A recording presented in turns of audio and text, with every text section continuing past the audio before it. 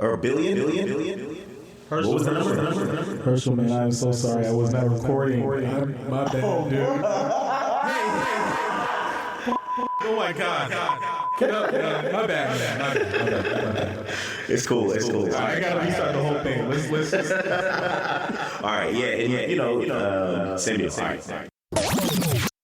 Dress it up and make it real for me. All right, my bad. Because I had stopped because, we had to... Anyway.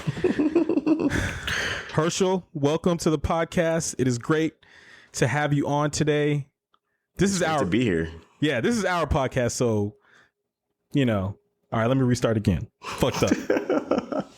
I don't even actually know what I want, like, the intro to be, but anyway, Herschel, it is great to have you on the podcast, man.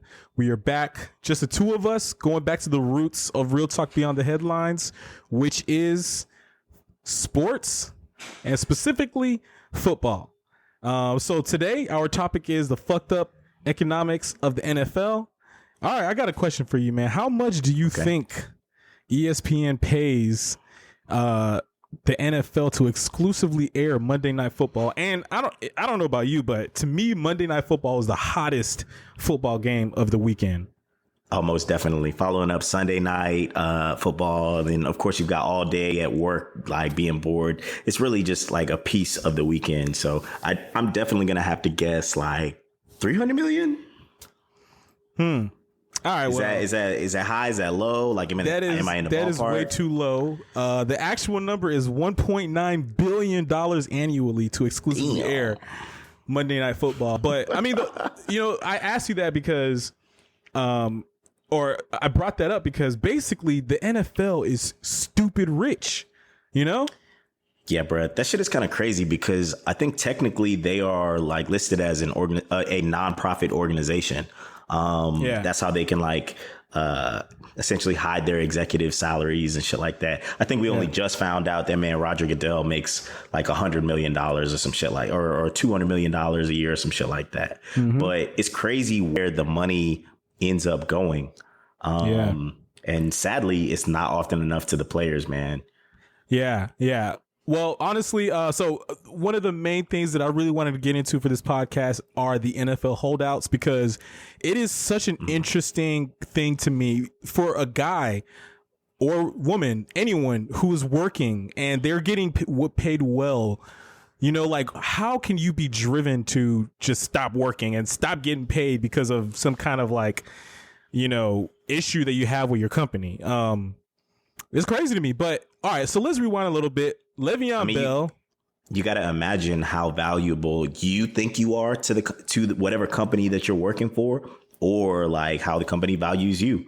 For these professional athletes, like the valuation system is really interesting. Like what is overvalued, what is undervalued, when like everybody's pulling, or the organization is pulling home 1.9 just from a Monday night, 1.9 billion just from a Monday night TV contract. Like, where the fuck is all that money going? Because you got all these other games that are being broadcast, all this other merchandise, all this other money. Like, I can't imagine how many like actual revenue streams the NFL really pulls in. And when you think about it that way, I think what the players end up getting is basically pennies. That's why we're always seeing some of these dudes hold out throughout the NFL.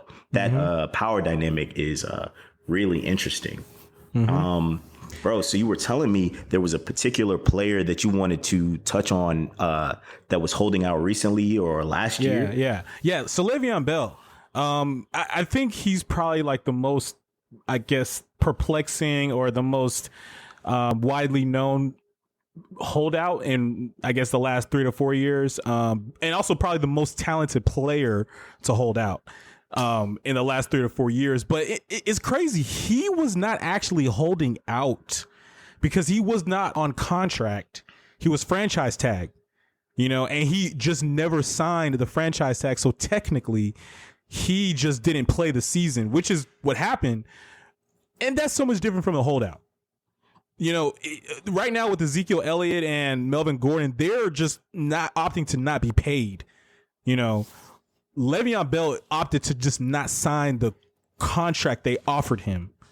Yo, so the other crazy thing about that is these other guys are technically accruing fines, like Ezekiel Elliott, Melvin Gordon, whomever. Like they're supposed to be showing up at camp and stuff like that. Because Le'Veon Bell did not sign his contract, he doesn't have to pay anything until they, make him sign. And because he ended up going to a new team, going to the Jets, I don't think he ever had to like pay any fines. He just didn't play in the NFL that season, which is kind of crazy to me. Yeah, yeah. And that, that's kind of what really got me interested in this topic is the fact that the man just sat the whole season. Like this dude is a running back machine, like he just doesn't play football. That's crazy. Yeah. And the real ridiculous shit is that the Steelers did fine without him. They still were a playoff team. Like, so it really makes you think like, oh man, are we, what is overvaluing the running back position? If they're a dime a dozen, you can just kind of stumble upon one late in rounds, or like somebody who's a next generation talent like Le'Veon Bell. Like, do you need to pay that dude? And I mean, I've seen the NFL getting away from just paying running backs. They're finding other ways to take pressure off the quarterback throwing every play. Whether that's like always checking down or these run pass options, or really just being creative and shuffling around running backs. Cause I mean, they get hurt. If you're carrying the ball 25, 30 times a game, you're taking a lot of hits. Your durability is always going to be in question. Yeah. So, well, like I said, the topic is the fucked up economics of the NFL, because you want the players to get paid, but when you got guys like James Conner who beat cancer off the street, and your team is pretty much at the same place it was the previous season, I can't even be mad at the Steelers for, first of all, franchise tagging him, which is kind of a fucked up little thing that teams can do. We'll get into that a little bit later. So do you want to explain the franchise tag now? Yeah, sure. Okay, we could do that. So to the Real Talk listeners, I read a few articles about the franchise tag. There's actually 3 different tags, and I'm going to let y'all do y'all's Googles to figure that out. But basically, the franchise tag is a way for a team to retain a player who is, opting to go for free agency. And the catch is that they will pay the player market price. I think they said it's like an average of the top 5 highest contracts of the position. So it's a little messed up because you're only signing them to a 1-year contract, and the team has priority if they use a franchise tag. So I don't know if for all 3 you can only use one, or you can use all 3 once a season, but you can use one franchise tag on one player, basically, right? So, but at the same time, the player gets like a major elevation in contract. Say, for instance, if they're coming off their rookie contract, so they're making a couple million a year. If you're talking about the quarterback position, that's a contract for 24 million, maybe 25 million. Kirk Cousins got the franchise tag, I think maybe a year, before he went to the Vikings. And I think he made like 24 million. Again, do your Googles. So I don't know, it seems like a fucked up thing for the, I mean, yeah, go ahead. This shit is crazy because it's relatively not that great a positive for the player in any way. So I always question, like, why did the NFL Players Union even agree to include something like this in their collective bargaining agreement, which is actually coming up in 2020. So we might see a fucking lockout. I don't know if they're gonna, I don't think they're gonna have like not suspensions, but like a whole entire season of NFL or any games honestly missed. I think they'll come to some decisions before that shit happens. But I mean, 10 years ago, there was also a lockout, 2010. I think a couple of preseason games did not get played because, when you're in a lockout, like there's no NFL activities, like the teams can't meet for spring training. They can't have practice. They can't work out. They can't do nothing.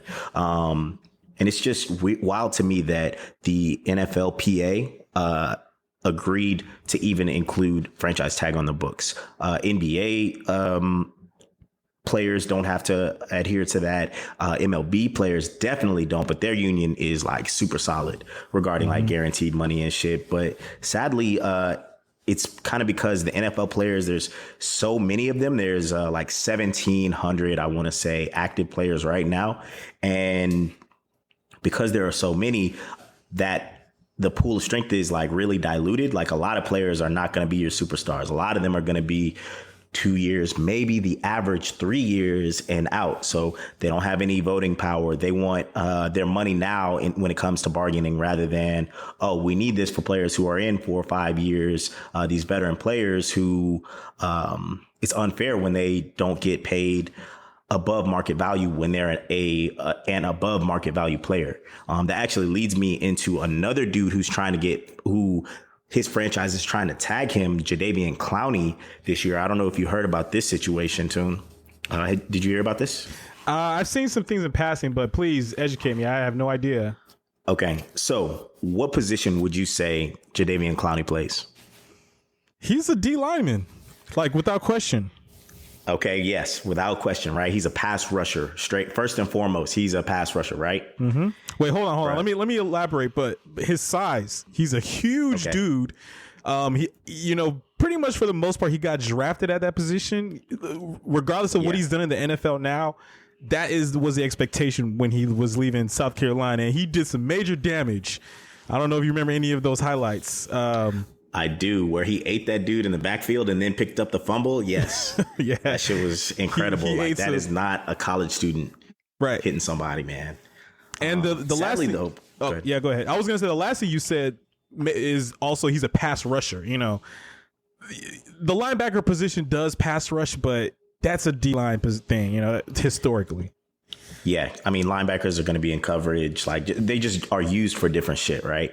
So the Texans are trying to franchise tag this man, Jadeveon Clowney, as a linebacker, not a pass rusher. Do you want to guess how much the cost difference is? So they're already finessing with yes. I was just about to look up the average linebacker salary. Do you already know it? Mm-hmm. Should I guess?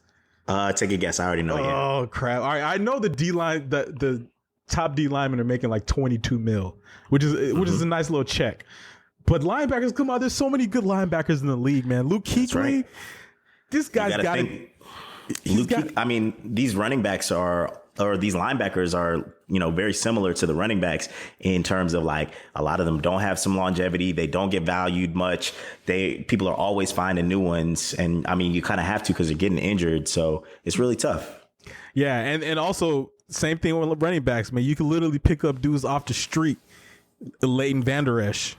All right, that dude is nice. Like, he's not off the street. But I agree with your point. You could put somebody back here, and they'll make some plays for you. Yeah, no. Leighton Vander Esch and that other dude, Jalen Smith on the Cowboys. I hate the Cowboys, but I do have to say, y'all got some damn linebackers over there. Oh, Cowboys are looking nice, man. I really might jump on the bandwagon. Anyway, getting on to another point. All right, so linebackers, man, I'll say, they're probably at the 17 million is like the top linebacker salary.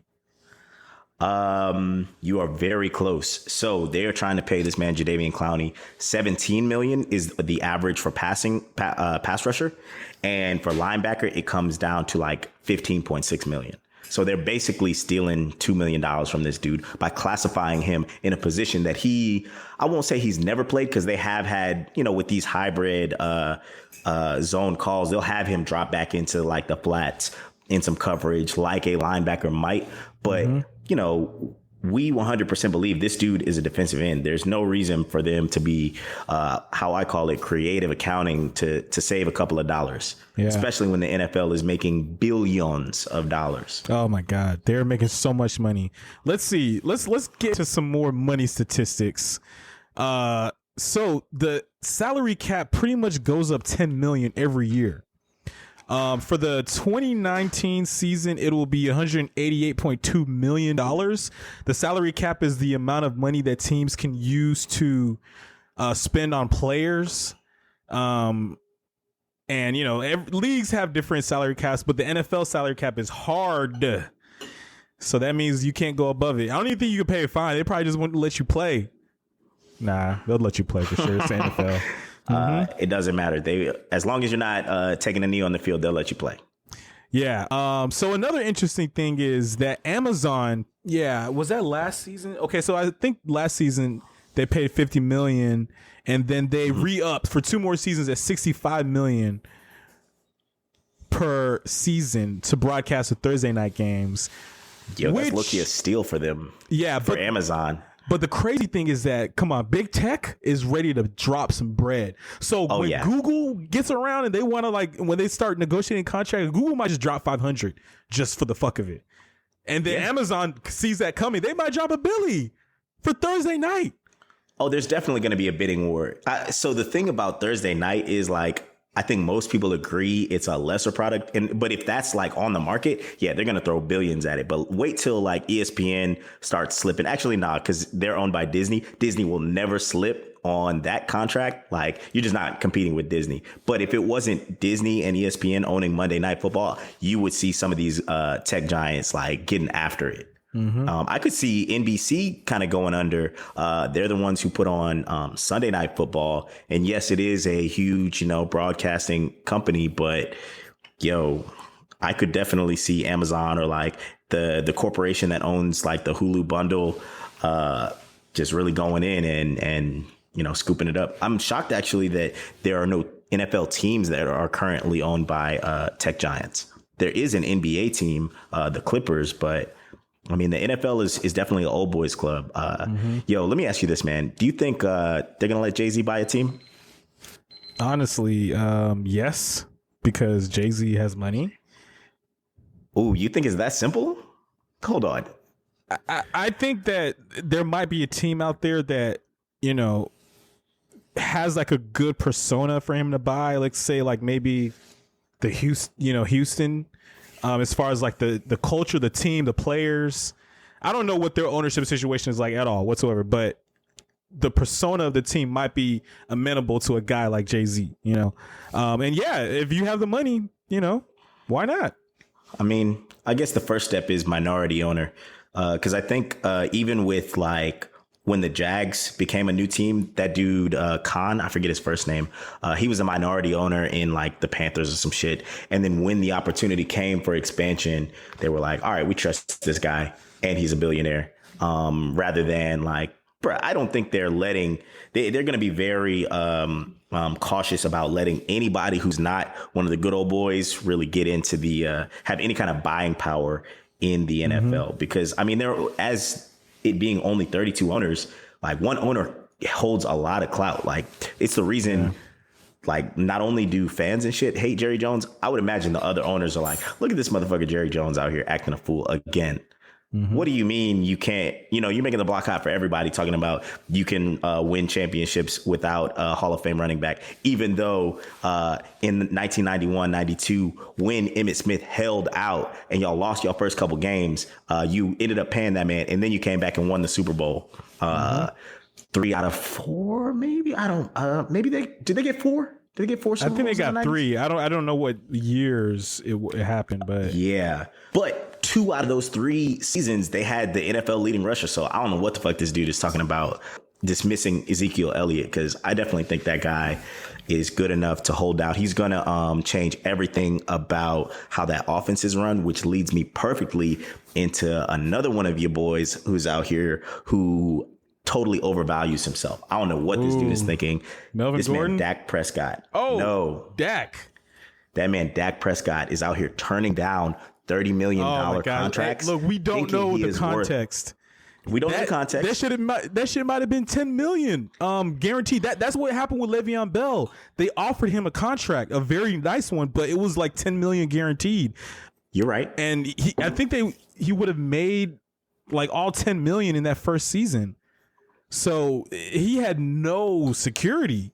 I agree. And also, I read in my research that the Steelers are the only team that I think their models that they just don't have high guaranteed money, So it's just a shit situation. Other teams will give you the money, just not the Steelers. And for Le'Veon Bell, but Dak, we don't know how much was guaranteed. I mean, you're right. You are right. But he's also playing the game of supply and demand, not necessarily saying he's a quarterback that needs to be paid in the top tier like these other guys, but he recognizes, ain't too many other people out here you're going to find to run this offense right now, let alone right now. But because obviously you can find a backup to hand it off 40 times a game. But Dak is feeling himself. Like, they were a playoff team last season, but a lot of that was Ezekiel Elliott and the addition of Amari Cooper. So honestly, we don't even know how good this dude really is, because Amari Cooper got there halfway through the season, and every time Zeke doesn't play, they're bad. So I think a lot of his money is also infringent on what happens with Ezekiel Elliott. And crazy shit is Ezekiel Elliott, with his holdout, is getting ahead. His contract isn't up for 2 years. So he's actually getting ahead to make sure he gets paid before Dak Prescott does, where I think that, again, we don't know the details of his deal, but whatever they sign Ezekiel Elliott for will affect Dak Prescott's money. They also haven't signed their brand new wide receiver, Amari Cooper, who will be coming off of his rookie deal next season, I believe. And you're talking about those linebackers. Yeah, and I mean, the linebackers are young for now. The two dudes that I mentioned are rookies, so they got a little time there. But still, yeah, the clock is ticking. And, listen, man, Ezekiel Elliott is not the same dude when he came into the league. I know it's only his third season, but, these dudes depreciate really fast. It's tough. Honestly, hey, word to the title of this podcast, the fucked up economics of the NFL. I'll bring up another fucked up issue. So the NFL is the highest or the richest sports league in America, in our country, in North America, probably. So they're rich. We've been talking about the stats. They're rich. I just sometimes wonder why they don't just give the players the money. But going back to the guaranteed money, dude, Damian Lillard just got an extension. I think it's like $268 over 5 years. You ain't never heard nothing about no guaranteed money. That dude is going to be paid $268 million. Even if he suffers some kind of injury that he can't ever play another day of basketball, God forbid, he's getting paid $268. That's what's happening with Chris Paul right now. He's guaranteed with like $90, $100 million over 2 years, some shit like that. Like, yo, he's getting that money unless they buy him out. But that's going to be a good 30 mil just off the, just boom. 30 mil and leave. Like, don't ever. So it's just crazy to me. This guaranteed money thing is so uniquely the NFL. Yeah. It's a crazy problem to have. And I mean, yeah, it always is going to go back to that CBA. But I mean, I don't want to see a lockout, because obviously I always want football to happen. But I want to see these dudes to be properly valued. Like, it kind of sucks when all the time, like, if they had guaranteed money, you wouldn't be hearing about so many NFL players who make it big. And of course, they're not financially responsible all the time. Like, they don't get all out of that training. They don't grow up in areas where they might have that opportunity. Dude, this man, Adrian Peterson, filed for bankruptcy. He's 33 years old and still has to like run with all of his might for like another 2, 3, 4 years, because that dude has bills.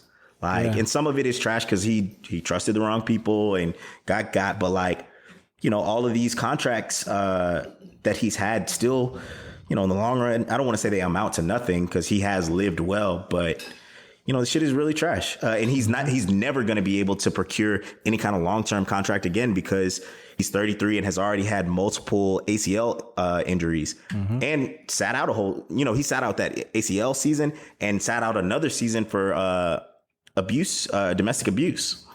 I mean, the shit is crazy, man. Like, he doesn't even have a ton of miles, but nobody's going to trust this guy with more than $10 million. Like, it is what it is. Yeah. All right, Herschel, man. I want to ask you a few questions. I want to tap into your football knowledge, man. As far as I'm concerned, I don't think we've had a better football expert on the podcast. So I guess you're officially the football expert. Boom. Bro, you know it. All right, so everyone on the internet, on TV has done it, but I want to hear your analysis, the Real Talk Beyond the Headlines analysis.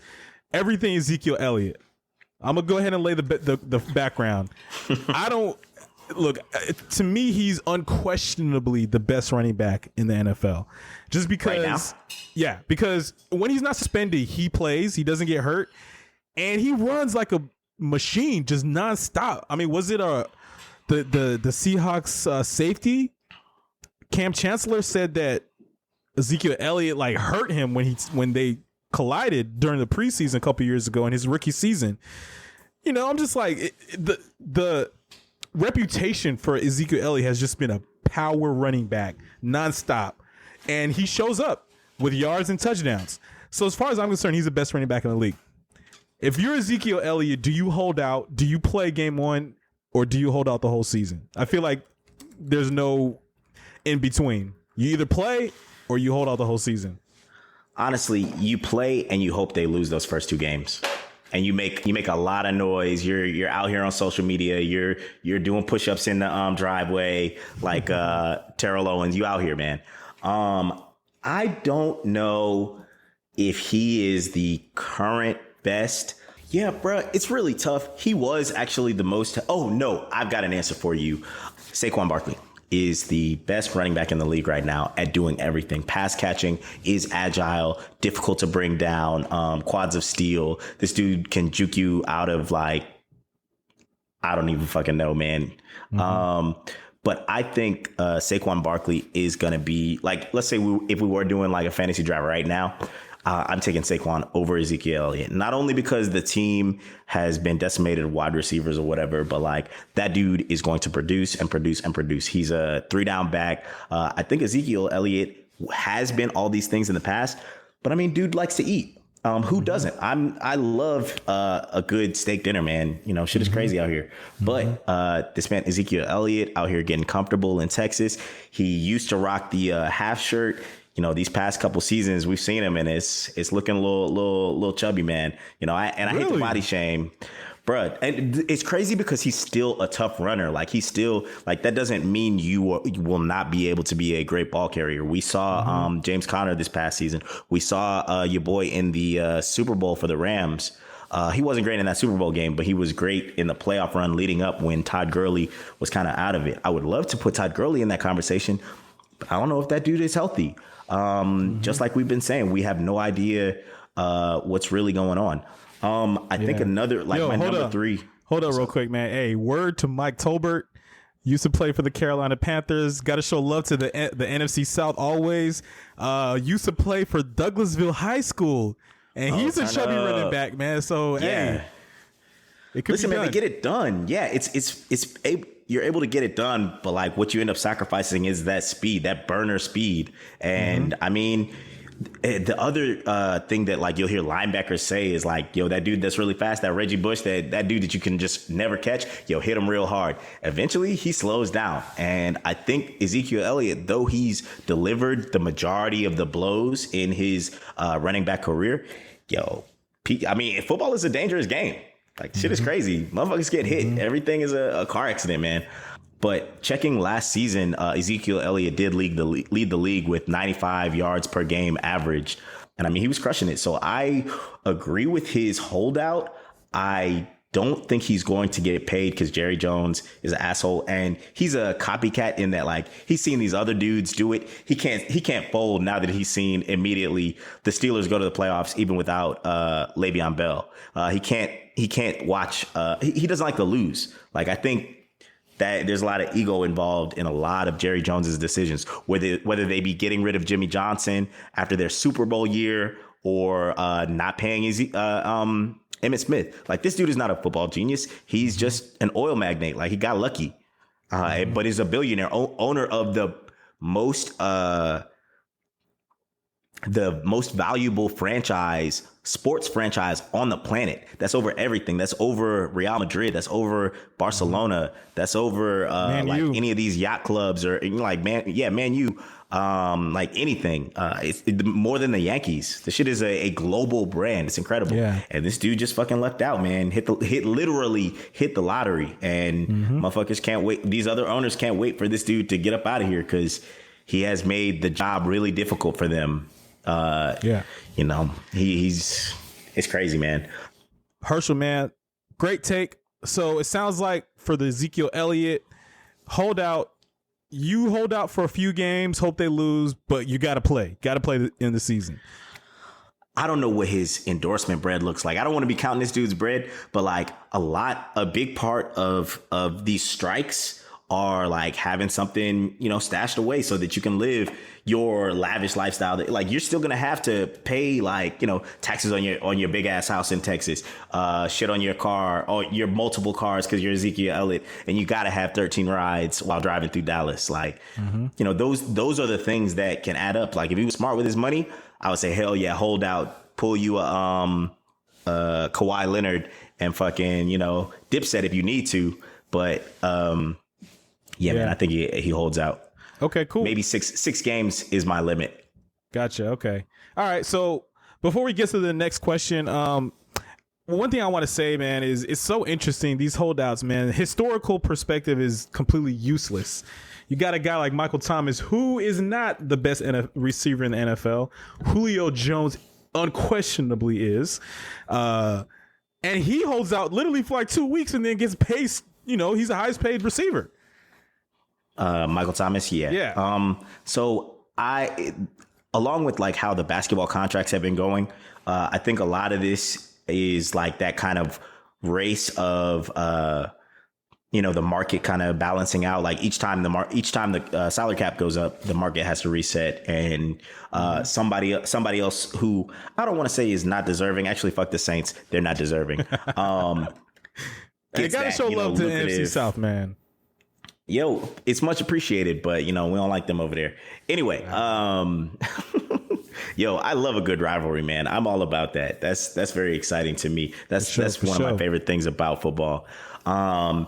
But yeah, like I'm very glad this dude got paid, but I think eventually we will see like your Edelmans and shit like that start to get paid more than him. Like it's just a balancing act. And I don't mean I mean elite receivers who are incredibly productive for their team. Julian Edelman will never get paid with the Patriots. But the moment he decides to leave, he'll play like one season with the Dolphins or some shit. They're going to throw a fucking truckload of money at this dude because that's just what happens, right? But yeah, all right. So next question, Herschel. Now you are the manager, general manager or the owner of the Cowboys. The whole situation, Dak, Zeke, Amari Cooper. How do you handle it? Oh, damn. I don't know who they drafted. I don't know what their draft looked like. But if we knew that dude was about to be holding out or had been like making a fuss in the locker room about getting paid, I might have been drafting running backs. Shit, I might be drafting running backs every season. Like, all right, late rounds. Let me see what's up.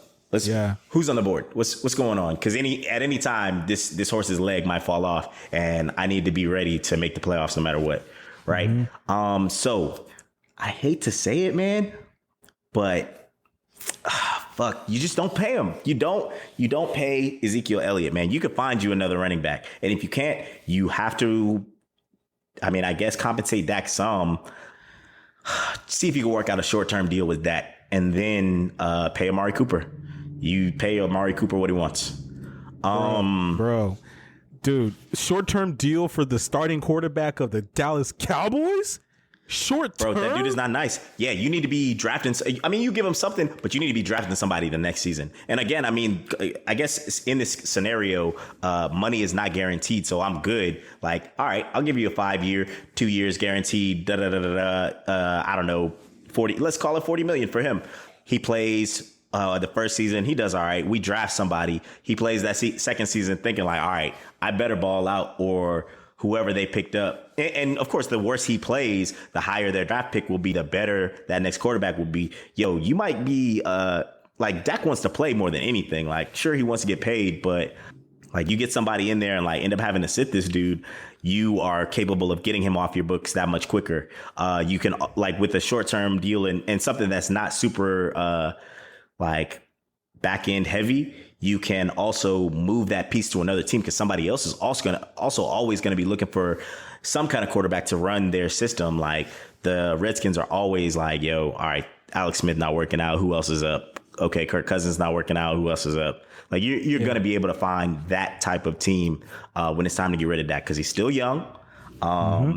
And I mean, honestly, everybody knows what he is. Like every once in a while, he'll give you a good throw. He's your poor man's Cam Newton, and Cam Newton is hurting, man. And yo, shout out to NFC South. Like respect there to Cam, but my man has been inaccurate of late. He's been injured of late. And I mean, just as we've been discussing, like the biggest skill is going to be availability. And I mean, if that can be available, he's a big, strong dude. If he can stay healthy, he will get paid. Yeah. Yeah, even if it's not the Cowboys. Man, it's fucked up, man. Pay him. He's a starting quarterback for the Cowboys, and he's winning games. you know, he might not be out here slinging it like Aaron Rodgers, but he's doing everything exactly as he needs to for that team. Right. You know what's crazy, man, is my dental hygienist. Like whenever I go to the dentist, a lady who's like actually cleaning your shit, she's the super Cowboy fan, right? This lady and her family moved from Texas, and you know how they like to, all right, they're cleaning your teeth and shit. She knows I like football. They've been seeing me basically my whole life and shit. She's always asking me hella Cowboys questions with like all types of like cleaning shit in my mouth. So I can hardly talk. I can hardly give any of these football takes, but like she got some shit to say about Dak. She got some shit to say about Zeke. She used to hate Zeke and then he balled down and she was like, all right, I like this guy. She used to hate Dak and now he's done okay. And I mean, she I think is blinded by the middling success that they've had. She and all these other Cowboys fans thinking like, all right, you know, we could probably do it. We're almost there. We're going to the Super Bowl. Like, this is it. We up next. But yo, the real writing, like the real football eyes are saying like, yo, this dude does not make good decisions in the pocket. The defense is solid, but like, yo, if he doesn't have a strong run game to lean on, like if that play action isn't like really hitting, it's not happening. He's just not the guy. You know, there was a reason, you know, I know Tom Brady is the super success story of getting picked up in the 8th round, but that's some Bill Belichick voodoo black magic. I don't know what the fuck that is. But this dude, Dak Prescott got picked up super late also. I want to say 5th or 6th round as well. And he was not anticipating playing until Tony Romo went down. Like, it's all happenstance that this dude happens to now be the starting quarterback for the Cowboys. Don't try to put out here like, oh, they drafted him or he just won the job. Like, he, again, was available. Like, he was ready to go on the field and, you know, survived, I guess I would say. Man, that's the NFL analysis I was waiting to hear. I got you, bro. Football expert.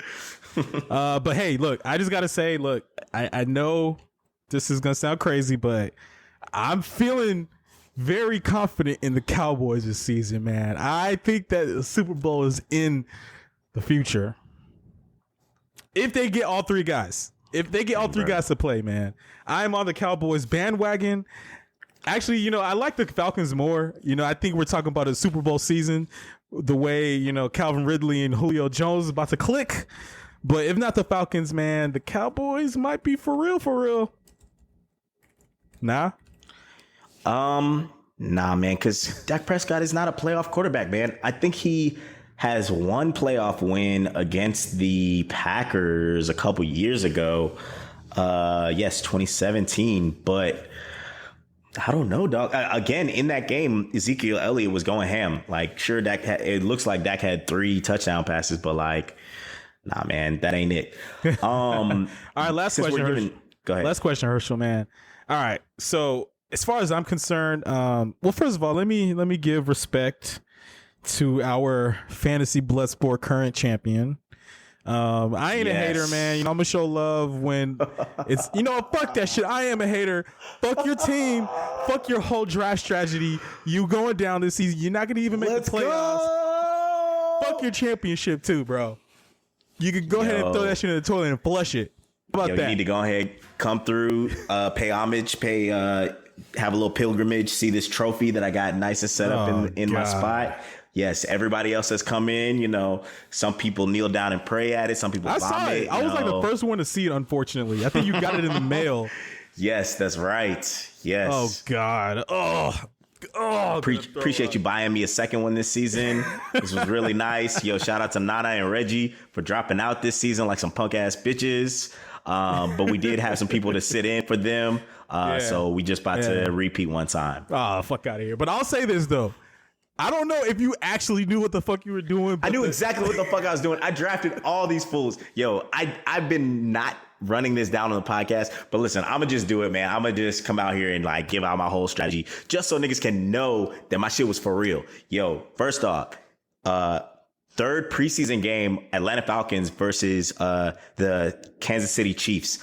I brought a clipboard into the stadium. I watched with my own eyes the opening drive. This man, Patrick Mahomes, wind up 75-yard fucking dart to Tyreek Hill. Yeah. Touchdown. All right. On our dumbasses. I saw it. I noted that immediately. Yeah. Bro, my draft, Alvin Kamara, Travis Kelce, Tyreek Hill, fucking I don't even know. I drafted the whole Kelsey Chiefs offense, bro. was a big one. Listen, man, that stack is incredible. Like, I hate to give away my secrets. There's a couple stacks I have my eye on this season. I'm not going to tell you all that, but I scouted it the whole way. My team was infallible. I lost like maybe one game, and that's because the game was cheating, man. Shit was ridiculous. Man, Herschel, you talking all this shit like you have some crazy draft strategy. Yo, repeat, son, repeat. Yo, this year I would also like to note as the champion commish, our fantasy football, fantasy blood sport draft is sponsored by Taco Mac. Shout out to Taco Mac for the swag. Yo, we out here. It's lit. But yeah, bruh, we out here, man. This is a serious production that I like to put on. All right, you know what? Yo, I'm gonna be inundating y'all with more articles and shit. I'm getting back to writing now that I'm out of school. Ooh. Yo, I'm fucking it up, man. I'm coming for everybody's head. It's gonna be nothing but hate. Oh yeah, I love it. That's fantasy, man. Yo, championship commish. For real, you had a good season. But I gotta give it up, man. You're a good commissioner. I was actually thinking about running the coup d'etat and starting another league and trying to get. But I was like, man, that commish life sucks. So fuck it, bro. You gotta corral like niggas to. I mean, it's okay now that I have like Yahoo handling like most of the money, but like you gotta corral niggas to pay on time or like the shit sucks. And niggas got the bread. They just are lazy. Like motherfuckers will just forget till the last day. Bruh, this man, Chris James last season, called me like 15 minutes before the draft starts, like the night of.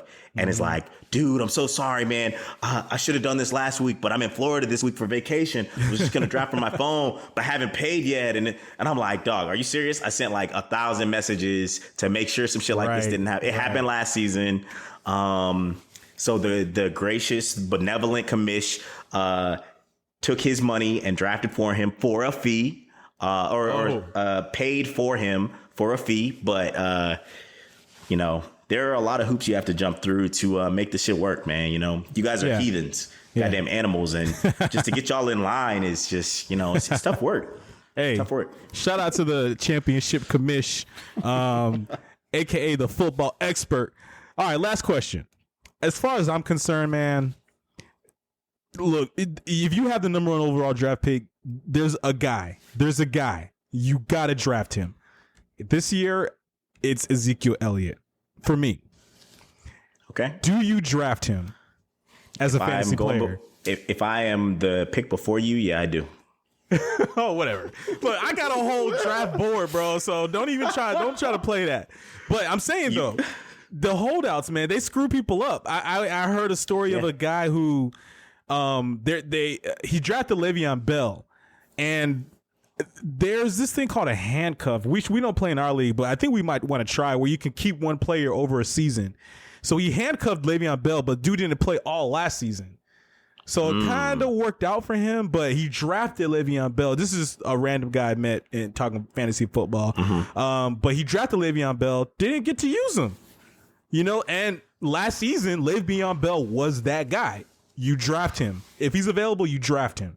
Nah, I disagree. Somebody did draft him in our league, but like, yo, if you're not available, nah, man, I am not drafting you. Not at least not the first four rounds.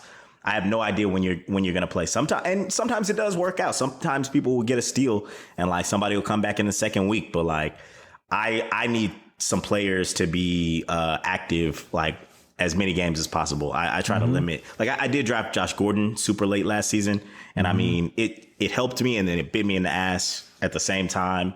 Which it did like a previous fucking season where I didn't even make the playoffs. I'm so fucking pissed. But you know, I had my redemption. Have I mentioned my trophy on this podcast? Yes. Oh, yet? God. Oh, yeah. Here we go. Oh, yeah. Shit's real. Here we go. Nah, man. I just can't, bruh. I got trust issues when it comes to football players, man. I can't do it. Yeah. All right. Well, appreciate you giving me that excellent analysis, man. I don't know personally as far as if I would draft him, but what you say makes a lot of sense, man. It is risque, and you're talking about those early draft rounds. Like you have to hit. You got to get the top dude. You know, you can't be wasting it on some dude who's not playing. Yeah, I mean, like, sure, like the story that you were telling, this dude had the handcuff. Sure, he benefits now, but like, you don't know how you were going to benefit that previous season. Like, and I guess he never knew when he was going to play, but I mean, I don't think the value balances out. Like, oh, I got him healthy for one full season rather than however I might have gotten for one, maybe 2 seasons or the immediate season. Like we don't know if he never plays again. Like he still hasn't played a game for this dude. He might be trash now. And like, again, that handcuff was wasted. Yeah. Yeah. But yeah, man, it's interesting. Fucked up economics of the NFL, man. Changing up the whole fantasy game. Bruh, I got another wild NFL shit like event that involves the economics for you if you got time for it. Yo, so have you heard about this Redskins non football personnel mutiny? No, I haven't heard anything about that. Bruh, mutiny. Motherfucking mutiny out here in these streets. Wow. What's good? Yo, roughly 40 Washington Redskins business employees have left the team. This happened on July 31st of this year. Like they quit in the offseason. They were like, nah, recent. Deuces. Yes. Bruh, so the owner of the Washington racial slurs is Daniel Snyder. So apparently he fired this dude who had just hired like last December as the president of like the business operations and the CEO or the COO. Right. So most of the stuff he's running doesn't involve football. Like I would imagine it's a lot of marketing and like sales, sponsorships, graphics, shit like that. Right. And you got to think like these companies are probably not as huge as we might imagine. Like they're not Google sized or anything like that, even though, you know, every NFL team is a multi-million in the Cowboys case, $1 billion company. I would say all of them are multi-billion. You don't think so? Okay. I mean, sure.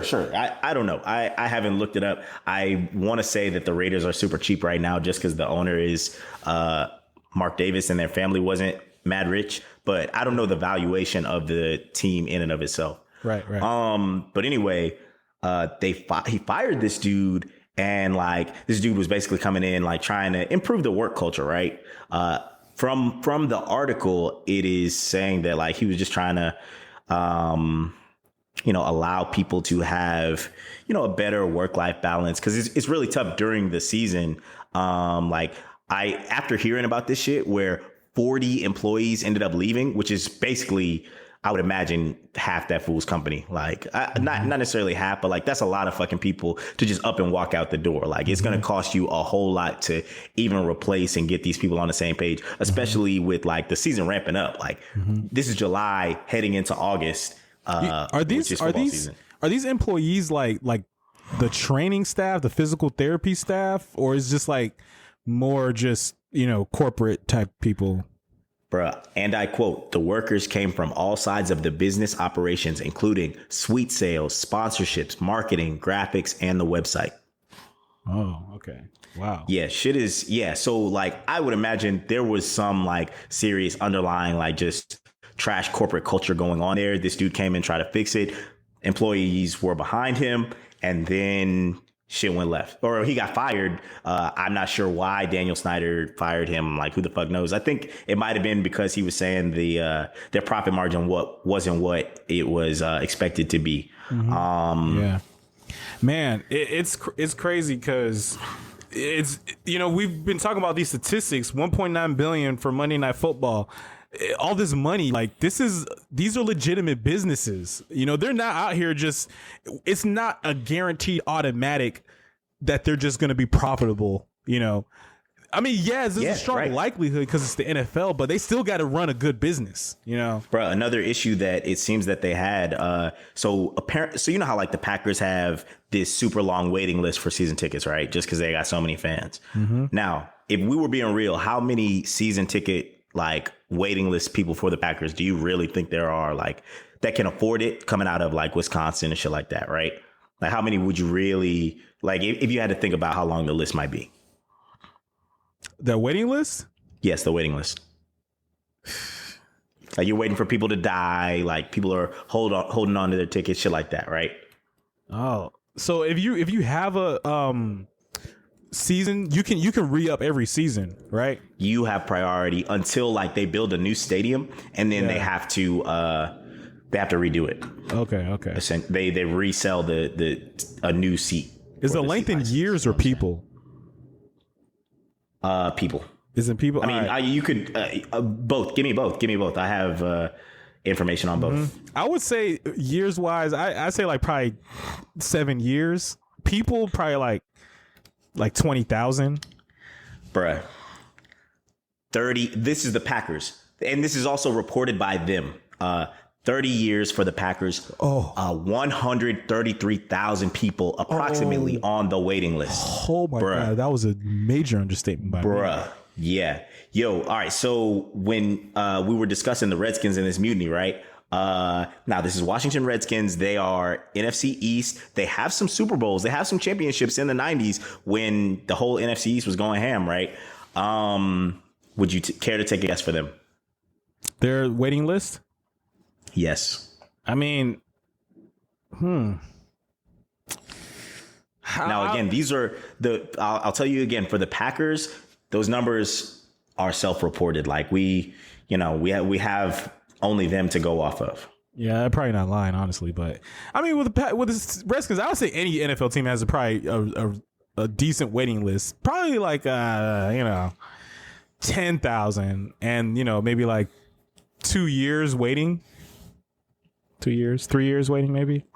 Bruh, the Washington Football Redskins have 0 people on the waiting list and 0 years. What? This new COO, he was like, yo, we're going to stop lying about this shit. They were lying about this shit for years. Like, yo, it's 100 people long, and just for clout, right? Yeah. Like, because I would imagine, if you want to pick the Cowboys one, like, I don't know which. I think the Packers one is the longest. I have them set up as like most recent.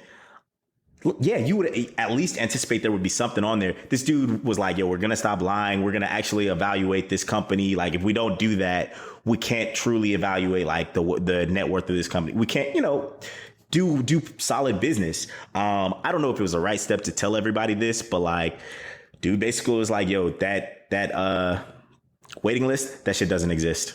Mm-hmm. Motherfuckers are not trying to get new season tickets to the Washington Redskins for FedEx Field. So the CEO was just trying to be transparent. Yeah, the COO. Yes. And he was doing other things, and I personally don't think that's a super trash thing, or like a bad business thing. Like, maybe on the business side, I could be convinced as to why, you're selling, you're informing the community that your product is not worth as much as you've been touting, but you've been lying in the past, right? Mm-hmm. So I am not certain how I should interpret that, but I mean, I think, yeah, man, shit is crazy. Exactly. I think it really just touches back to that, fucked up economics of the NFL, man. Seems like the money just goes in lots of different directions. The money talk, about a team like the Redskins that has gotten a whole lot of, I guess, bad sort of publicity and press, pretty much for the past like 5 years with the whole name controversy, but they probably are still stupid paid. I don't think they were. It sucks. Employees? Well, the team is probably still a very rich team, despite the fact that it's like nothing can stop the NFL from just bankrolling, Yeah, they're going to make money. Like, it's just off the strength of, again, the collective bargaining agreement and how the money gets split up. Like, everybody's getting paid. Like, it doesn't really matter. Any success in the NFL is success for all of the teams in the NFL. They definitely have some profit sharing agreements where, like, sure, the Cowboys might, garner the most TV dollars or whatever, but everybody is eating off that. Mm-hmm. But another interesting thing that this shit has been really fascinating. This story particularly has been really fascinating to me. And it actually drove me to do something that I was doing while I was like job searching. I don't know if you've ever used Glassdoor to like check reviews of companies and shit like that. Mm-hmm. They have like salary information sometimes, but a lot of it is like, yo, do you agree with the CEO? Like, what were the positives of working here? What were the cons? Like, shit like that, right? Yep. I checked for the Washington Redskins. That shit is, it's all right. I guess it's a 3.1, which is not great, but like a lot of these review type shits are like, they're kind of weak. Like, who really is going back to review some shit unless it was a bad experience? Like, either you're having a really good experience or a bad experience, or, I don't find too many other things that drive me to even leave a review on any old shit, let alone like a job that I worked for. Although I have been getting more into Google reviews. I know you've been hitting that up. You actually got me on that. I've been trying to score points and shit. I don't know. They got me in the algorithm. I was like, fuck, this shit is kind of fun. Oh, fucking algorithms, man. Yeah, but bro, all the comments on their Glassdoor are like, yo, it was hella demanding during the season. Like, sure, it was fun. You're into sports and it's cool, but like they don't really pay you well and it's insane hours during the season. There's terrible communication. The shit is super disorganized. And like all of these are coming from between like July and August. Like, and sure, I'm sure some people who were quitting in that 40 people were like, yeah, I got another offer somewhere else. But like, yo, you don't have a mass exodus from any business without like some fingers being pointed back at the ownership, the leadership. Like, I don't know if they have a board of directors under the owner or like juxtaposed to the owner or any shit like that. I don't know their true structure, but I would wager that like some of the minority owners and shit are like, yo, Dan Snyder was good. Yo, you fucking up out here. Like, what's going on? Do we need to fucking, what's that dude's name from the Clippers? Fuck. Ballmer. Steve Ballmer. Nah, Steve Ballmer is the new dude. I'm talking about the dude that got up out Donald. the paint. Yeah, Donald Sterling. Yeah, young Donald out here fucking up, man. Donald, them impeachment papers quick, boy. Yeah, shit is crazy. I honestly, I don't even want to get into it, but despite what he did, man, despite his character, he didn't deserve to lose the team. I'm saying, man, that's property. That's property. You know, the only owner who like stood against that move was Mark Cuban. Mark Cuban was the only one who was like, yo, I don't like where this is going. You mean when I misbehave, you can take my team away? Hell nah. Everybody else was like, nah, we don't fuck with that. Like, they weren't getting him up out of there because of the racist comments. Like, they just needed a reason. They already didn't like that dude. Like, the ownership was like, the NBA insider information is that like they were already not fucking with this 70-year-old old white dude. Like, probably for some other reasons beyond the racism. But you know, the racism, the public racism is like, oh, word, yeah, we can get you up out of here for this. This is cool. Thanks, appreciate it. Have a nice day. Yeah, I thought that was fucked up. I mean, honestly, I didn't really care too much because Donald Sterling seems like kind of a trash dude anyway. But you know, the potentiality of losing like ownership of something because of character as opposed to actually a crime is a little fucked up to me. But hey, all right, man. Yo, the fucked up economics of the NFL, man. So I read this article from Bloomberg. It's called "The NFL Makes More Money Than Ever and Things Have Never Been Worse." It's crazy because they just keep making money. The ratings are down, not incredibly, not a lot. You know, I'm looking at the Super Bowl ratings. And viewership in 2012 was 111.3 million for the Super Bowl, and 2018 was 103.4 million. So I mean, slight downturn. You know, I've heard the ratings are down across the board, really, but just not crazy. But they're still making money. Super Bowl ads are more expensive in 2018 than 2012, despite the change in ratings, the decrease in ratings. The NFL salary cap continues to go up by 10 million every year. I mean, you got ESPN paying $1.9 billion for Monday Night Football. Amazon is paying $65 million for Thursday night, which could easily become $500 million whenever the next tech company wants to bid. I just wonder, why would they just pay the players? Just pay the players, give them the money, restructure the CBA so that the salary cap is higher, and pay them. Give them all $25 million. Like, nah, bruh. There's plenty of money. Bro, the capitalists, bro, plenty of money is not enough for these billionaires, man. They want more. Like, that's their whole identity, is like, yo, I'm trying to be rich as fuck. Like, it's not, you know, whenever I talk about like these dudes arguing in the collective bargaining agreement, they're arguing over percents, like 1% here, 2% there, like, and 0.5%. And that boils down to millions of dollars. But like every inch the owners are like not trying to give up. I could probably look up and see exactly what the CBA says. Talk about the percent of revenue that could be that goes to the salary cap. Yes. 2011, which is the most recent one, which is going on right now. It's right now between 47 and 48.5% of all revenue going to the players. Everything else goes to the owners. So like, those, middling percentages are huge, especially for players who aren't getting paid a lot off rip. I mean, you need something to feed your family. Sure, you come in and you're immediately making, I guess $100,000 game checks, but like that shit is not sustainable. And you're only getting, like, what people forget is they get paid during the season. They get game checks. Like, all right, you played Monday or you played Sunday, Monday game check, or whenever they come in. It's not like your normal human being salary where you're getting paid throughout the year, and that impacts how people spend their money, how they save, when they don't save, when they're in the off season and don't have the structure in their lives to go to practice and not be spending money. They're here blowing that shit because they're like, I got another season coming up. I got checks coming up. That's probably the biggest reason why NFL players come back or get happy or whatever. Like, sure, they want to play football, but we about to eat. Like, you see how these dudes clown out when Jalen Ramsey pulls up to training camp and shit in a Brinks truck. Like, he knows what time it is. Like, sure, it's not subtle, not at all. Yeah, man, I felt like that was like a little extra. Honestly, these players, man, they do a lot of funny shit. NFL players, I've always found it so interesting how much shit happens around them outside of actual football. And I have to counterpoint my earlier perspective that the teams should just pay the players. Just pay them all $25 million. But a counterpoint to that is these players are not reliable.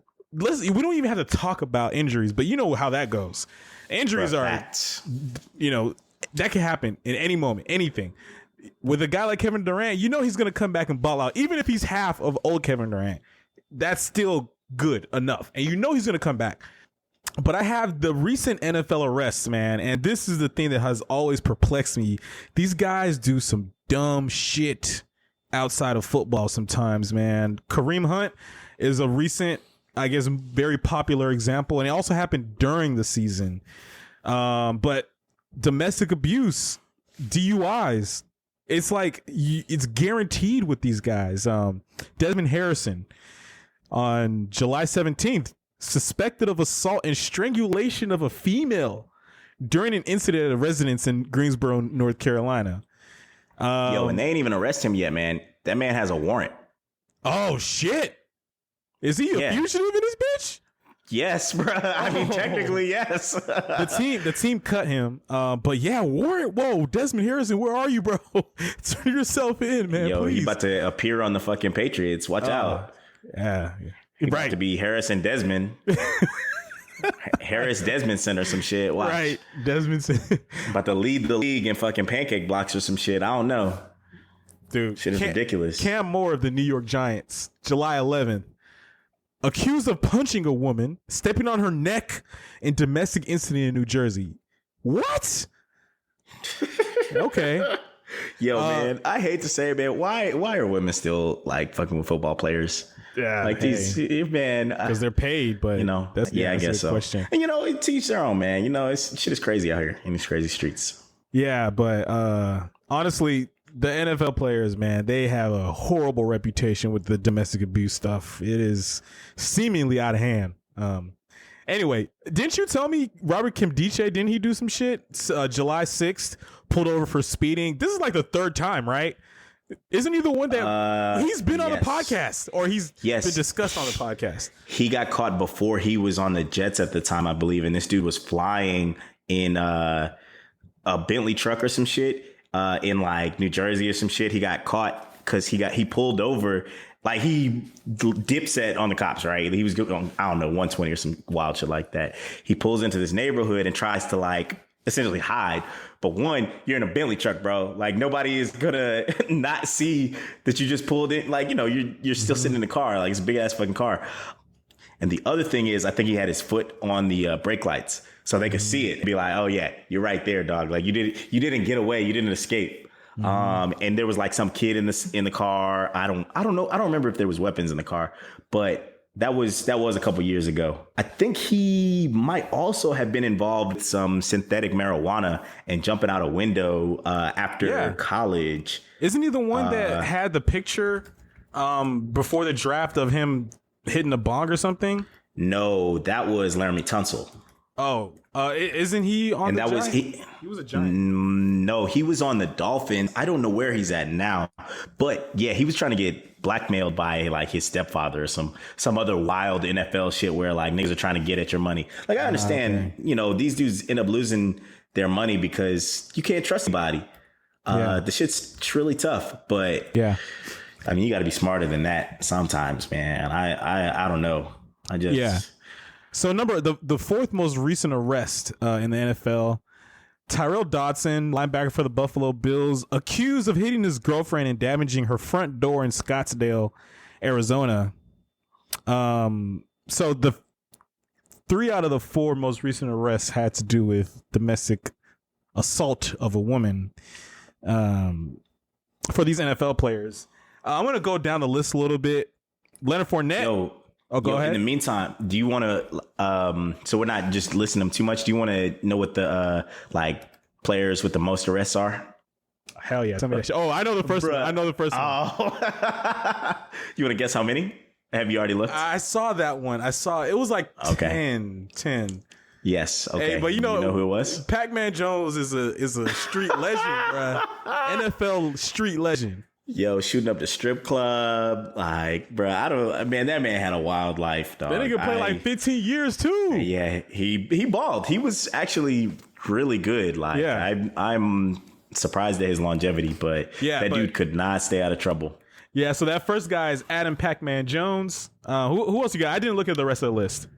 Yo, Kenny Britt, the wide receiver. I think he used to play for the Dolphins. I don't know who the fuck he plays for now. But this dude committing all types of crimes. DUIs, drugs, obstruction of justice, theft. And I mean, he did get caught in his license a couple of times. But again, bro, like, you got to just stay up on your shit, man. Just be an adult. Like, what the fuck? Aldon Smith, your boy from the Niners. Aldon Smith is on that list. Yeah. Stayed getting in trouble. And the last one of interest is Brandon Marshall.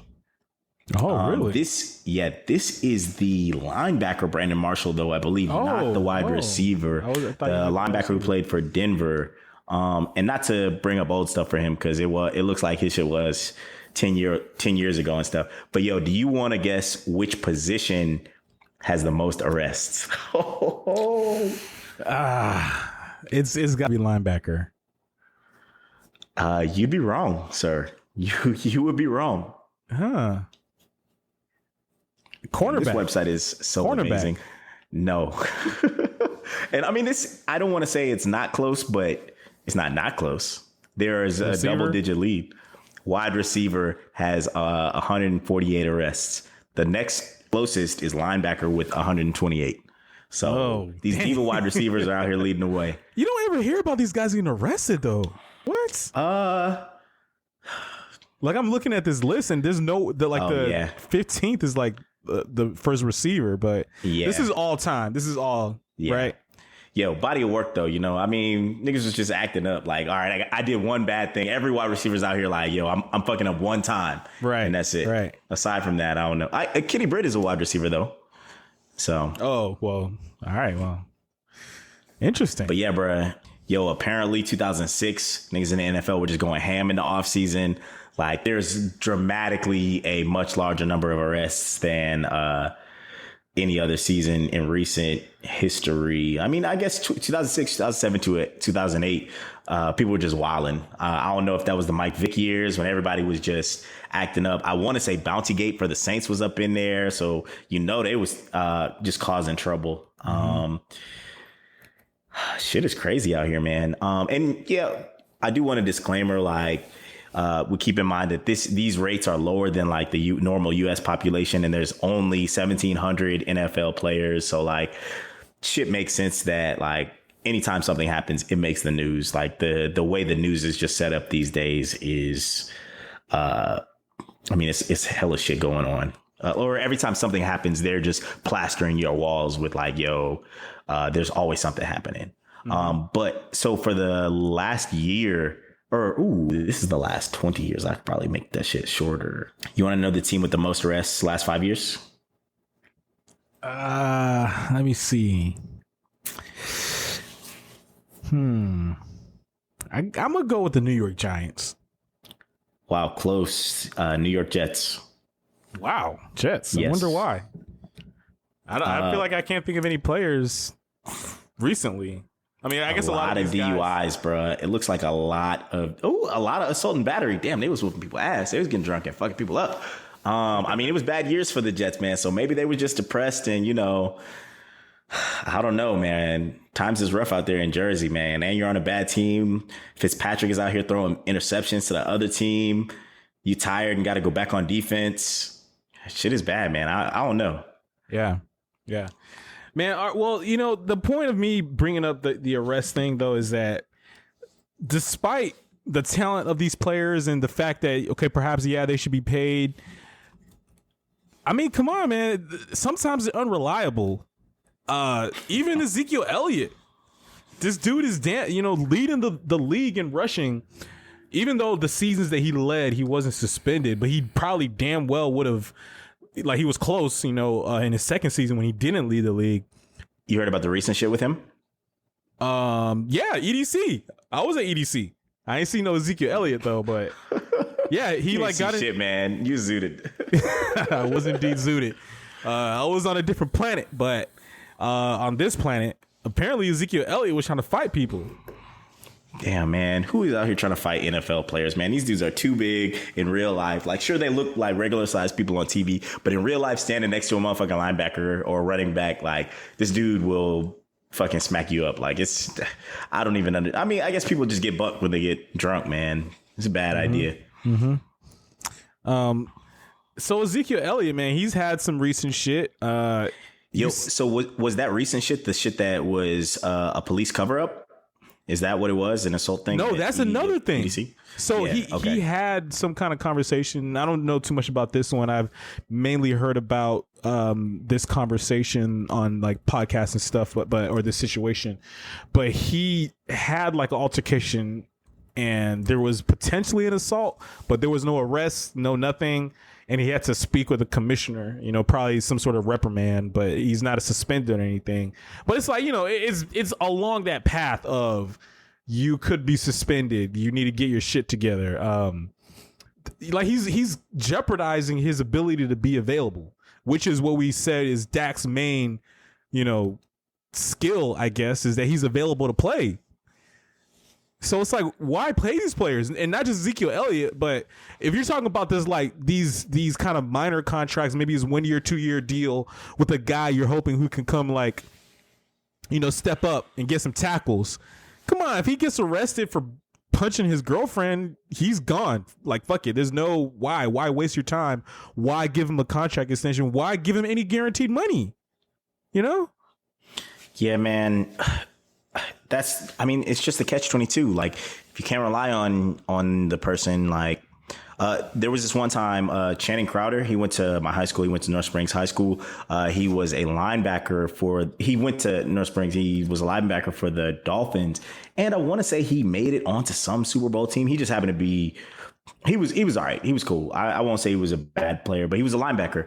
He came back and spoke at our football practice one time. Coach had him, pull up and stuff. Cause that's the type of shit that they do, trying to like motivate. This dude was out here, 2 phones, both clipped on his hip, both of them blown up the whole time this man was talking. We were like, damn, this dude is big time. Wow, this shit is crazy. But he was giving the speech and he was like, yo, man, a lot of it not just has to do with like your skill and your talent, and your ability on the field, but like, can this dude trust you with $1 million? Like whatever the contract is, like, can they trust you to still show up for work? Are you a reliable adult human being? Like, the shit doesn't work for everyone. Like, you see all the time people, I've been watching Hard Knocks recently where like dude was supposed to go to like, he was injured. He was supposed to show up for the trainer and like just get worked out or whatever, stretched out, whatever. He wasn't doing that. And they were like, you know what, dog, you got to go.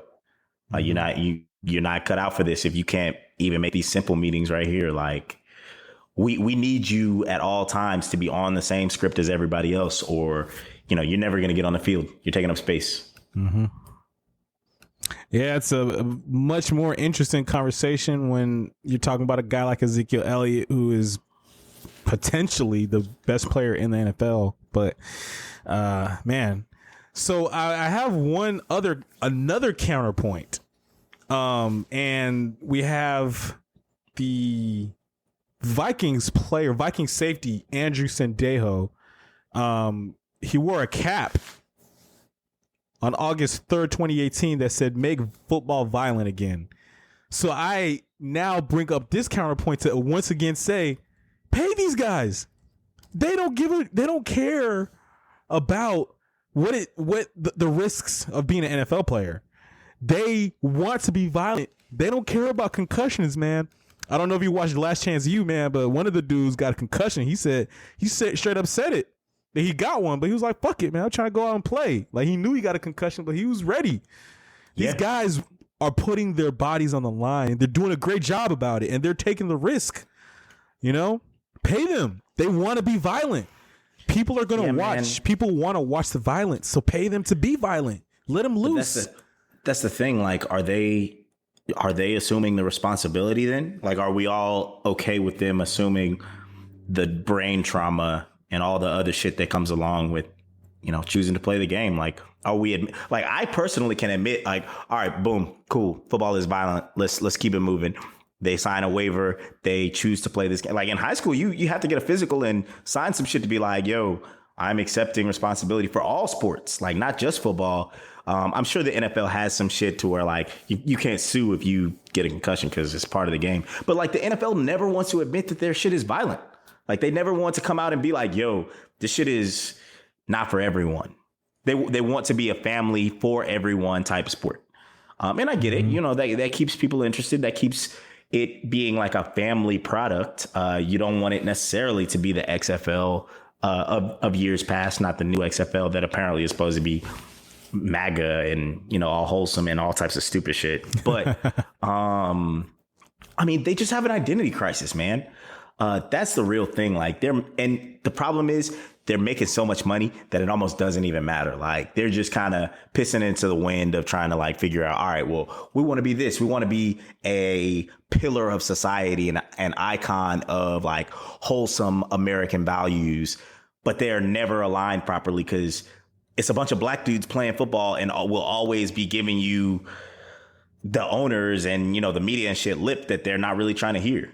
Like it's always going to be that kind of Cold War of two groups who are abrasive, but they make a lot of money together.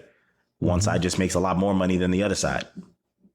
Yeah, man, it's always going to be some shit. It's some fucked up shit, and it, you know. Yo, speaking of getting on that one side, though, you heard about Jay-Z being a co-producer for the Super Bowl and other halftime shows this season, right? So that's what this deal is about. I really wasn't sure. I just keep hearing partnership deal. Yes. So we don't know the entire details, but essentially, he and Rock Nation are going to be producing, I believe, all of the halftime shows this season, or all or some of the halftime shows this season, to where they are determining which artists perform where, what type of performance it's going to be. And this includes working with the Super Bowl. I don't think Jay-Z is going to perform. I think they actually emphatically said, no, he's not going to perform at least this year.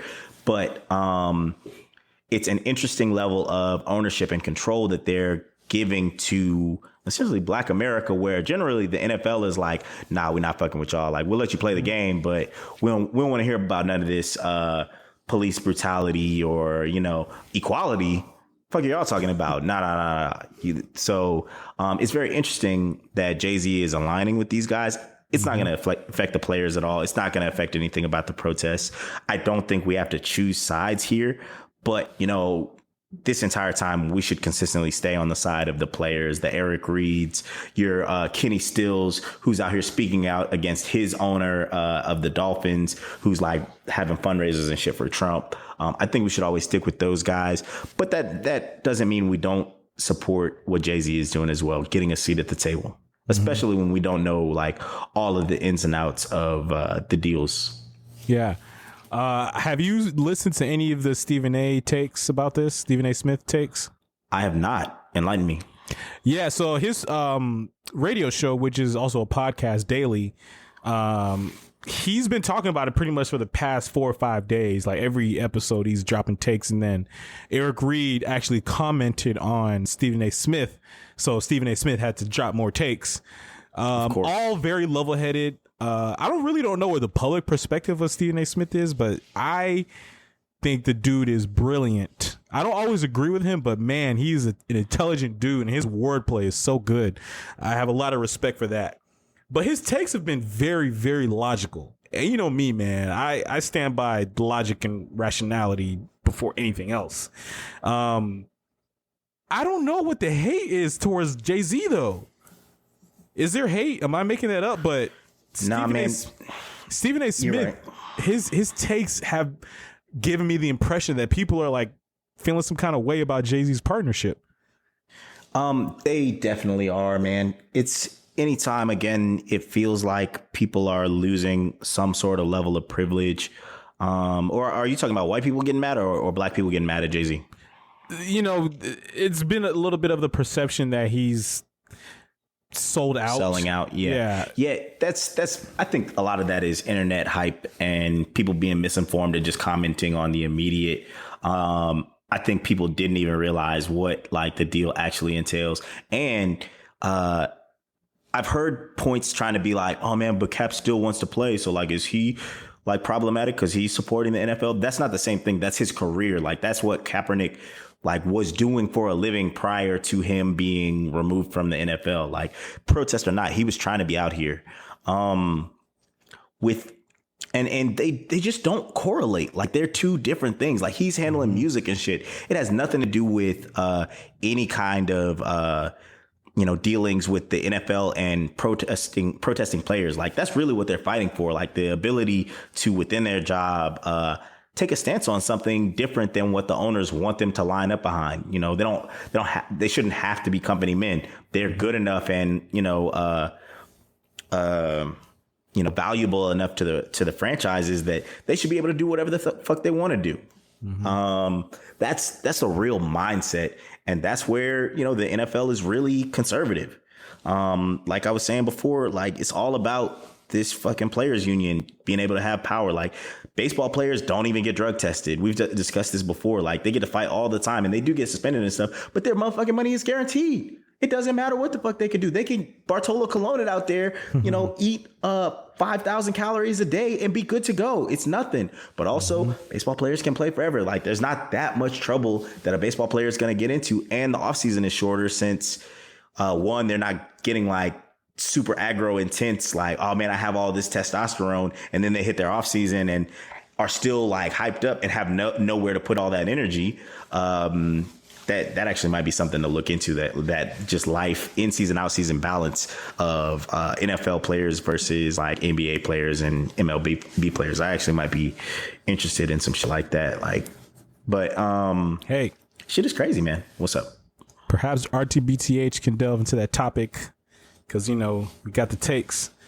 Back on the Jay-Z stuff, though, man, I feel like regardless of what Jay-Z's getting out of this, I mean, who would you rather have planning, this Super Bowl halftime, whatever, him or someone like Clint Eastwood, Yeah, right. It's only a positive. There's nothing but positive that can come from this. Like, sure, it might not, every performance might not be the message that we're looking for. Like, we might not get Kendrick Lamar singing Black of the Berry or like, My President is Black or no shit like that anytime soon.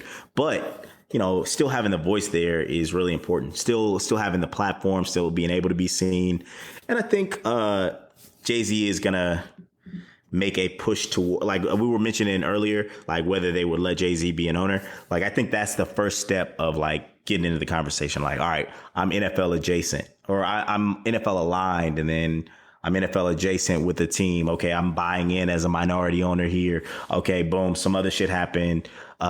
me and Beyonce just bought a team. We bought the Houston Texans. Texas would never let that. I mean, they might let it happen. I don't know. They would never let. I don't know. I would imagine like Michael Jackson in his heyday was trying to buy some team somewhere too, and they blocked him. Like these billionaires have the ability to like stop some shit from going down when they don't want it to happen. So absolutely, you know. So is Eric Reed not with? Like, is he not supportive of the collaboration?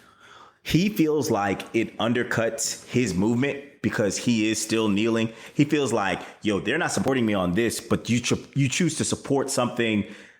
He feels like it's a cop-out. He feels like, I mean, NFL, why are you, instead of embracing this, fuck police brutality, stop shooting unarmed black men, instead of the NFL saying that, they're like, oh, no, we'll just, we'll fuck with Jay-Z and everybody will be fine with it. Like, it seems to him like a lesser reward. I want to say Eric Reed was a bit upset. So he also got paid in the Kaepernick deal. He also got, which is crazy because he's definitely getting paid by the Carolina Panthers right now. Like, this dude's getting paid left and right and still continues to talk shit. But anyway, yo, I mean, isn't that living the dream?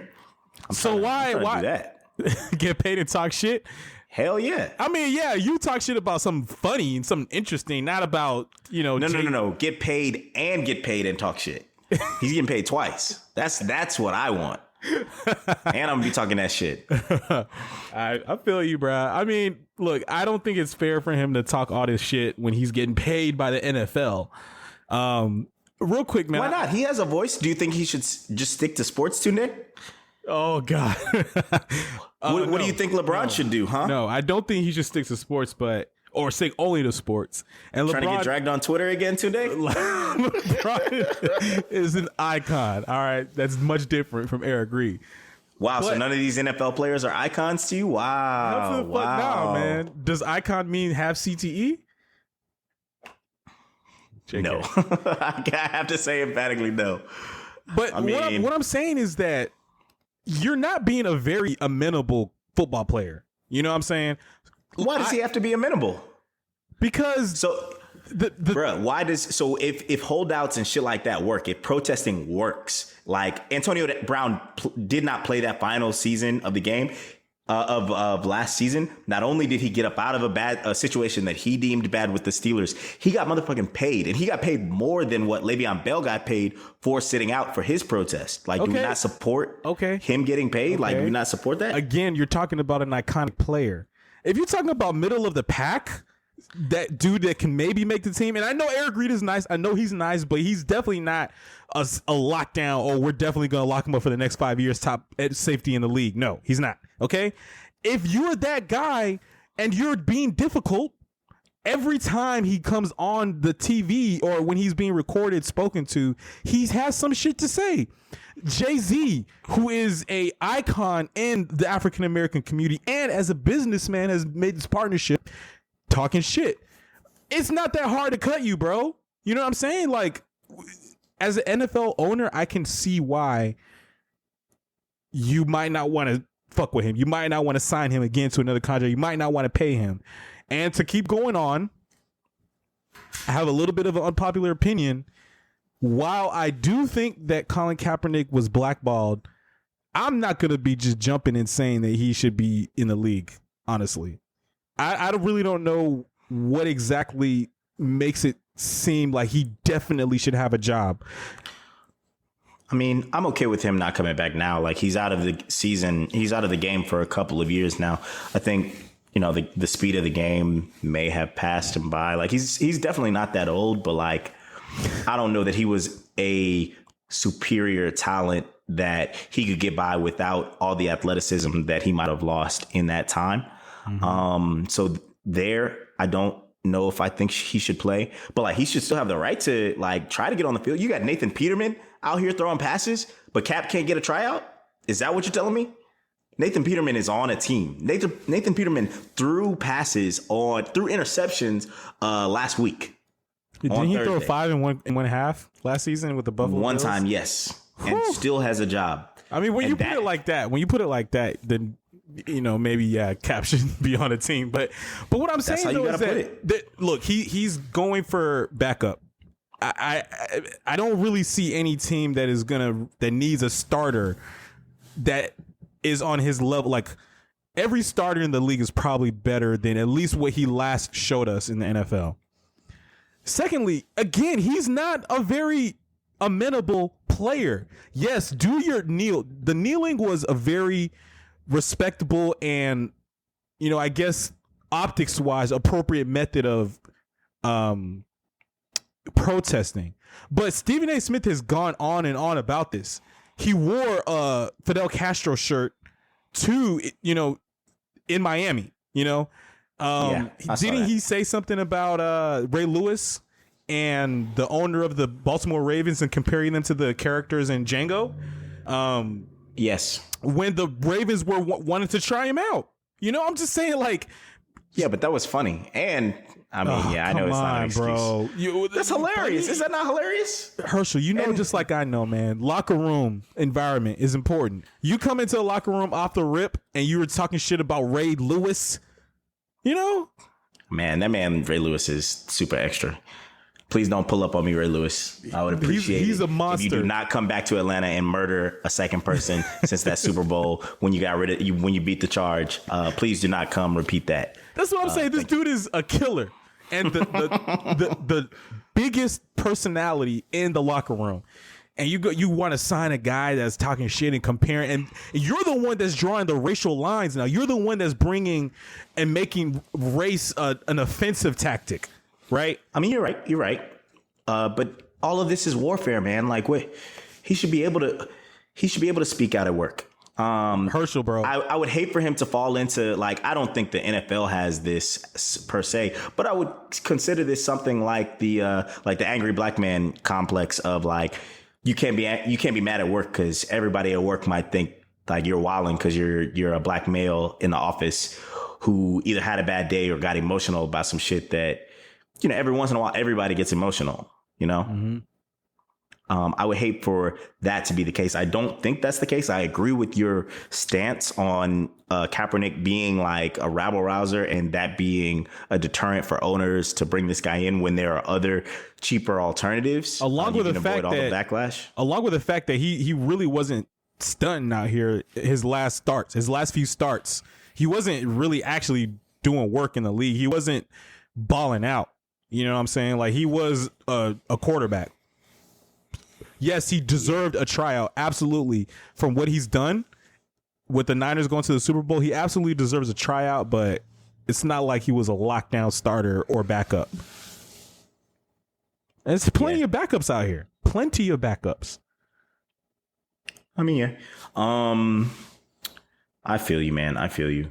But did you have any other topics you wanted to? Well, the main point for that though is that Eric Reid's whole thing is that Kaepernick isn't working, and I guess part of him feeling that Jay-Z's partnership might not be appropriate is that Jay-Z has taken on this partnership while Colin Kaepernick is not working. I guess maybe Eric Reid, on behalf of the African American community, feels slighted that Jay-Z hasn't, Yo, what's another weird layer to this though is Roc Nation signs NFL players and other like NBA players and stuff like that as like talent. Like they're a talent agency for them as well. So like it's very interesting that they would be able to work on both sides of this fence. Like Jay-Z is working in the management of, I guess it's different because it's unassociated with play.